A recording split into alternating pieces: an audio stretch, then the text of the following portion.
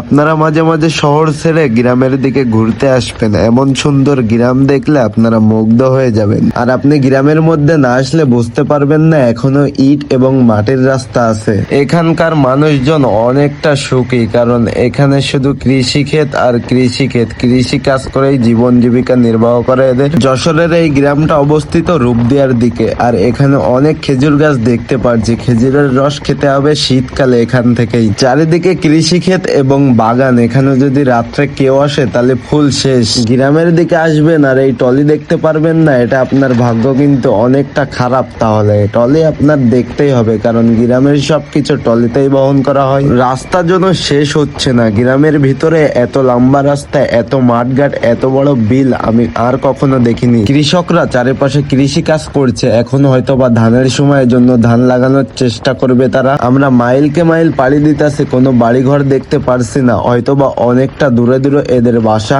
আজ বুঝতে পারলাম যশোর খেজুরের রসে কেন বিখ্যাত। লাইন বাই লাইন দেখেন খেজুর গাছ, যশোরে এত খেজুর গাছ থাকতে যশোর তো বিখ্যাত হবেই খেজুরের রসে। আসলে আমরা হারিয়ে গেছি, অনেকটা পথ পাড়ি দিয়ে একটা টার্নিং দেখতে পারলাম, এই রাস্তায় ঢোকার চেষ্টা করলাম, হয়তোবা এই রাস্তা দিয়ে আমরা বেরোতে পারবো। বলতে না বলতে আমরা লোকালয়ে চলে এসেছি, এখন আমরা শুনে শুনে যেতে পারবো। তো আল্লাহ হাফেজ, দেখা হচ্ছে নেক্সট ব্লগে।